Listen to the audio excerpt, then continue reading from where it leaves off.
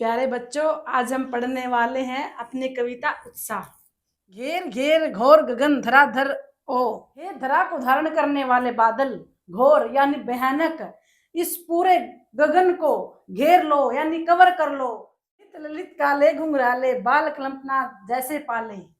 इसमें कवि क्या कहते हैं? इसमें कवि कहते हैं कि तुम्हारे ललित ललित यानी सुंदर सुंदर जो बाल है, काले काले घुंघराले, जैसे कृष्ण कन्हैया के बाल रूप में होते थे ना, काले काले घुंघराले, ऐसे जो तुम्हारे बाल हैं, बाल किसी बच्चे की कल्पना के समान है, जैसे कृष्ण कन्हैया के छोटे से रूप में होते थे। समझिए, ललित ललित काले घुंघराले बाल कल्पना जैसे पाले।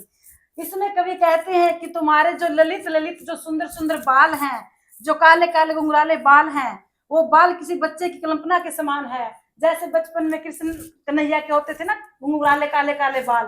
कवि इसके बारे में इस तरह बता रहे हैं। छवि उर्मे कवि निर्जीवन वाले, विकल विकल उमन थे उमन विषयों के निदाग के सकल जन। इसमें कवि बादलों को क्या कहते हैं? हे कवि, बादलों को संबोधित करते हुए कवि कहते हैं कि हे बादलों, जिनके हृदय में बिजली की चमक है, तुम ही नवीन जीवन देने वाले हो। तपती हुई गर्मी से व्याकुल बेहाल लोगों के बीच में, जो लोग गर्मी में व्याकुल हैं, जो गर्मी से तड़फ रहे हैं, अंत में आए हुए बादलों, तुम ही गरज कर उन्हें नया जीवन दे सकते हो। बेटा, ये हमारी अगली पंक्ति है। आए अज्ञात दिशा से अंत के घन, यानी अलग अलग दिशाओं से आए हुए बादलों। अंत के घन का अर्थ होता है अंत, आकाश से आए हुए बादलों के समूह को घन कहते हैं। धरा जल के फिर शीतल कर दो बादल गरजो। इसमें कवि बादलों को संबोधित करते हुए कहते हैं कि तपती हुई धरा, यानी तपती हुई जो धरती है, धरा है, जल से फिर शीतल कर दो।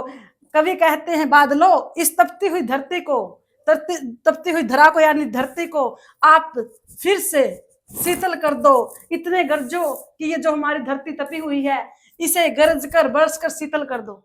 आपको मेरी पढ़ाई हुई कविता आज कैसी लगी? तो फिर मिलते हैं अगली कविता के साथ।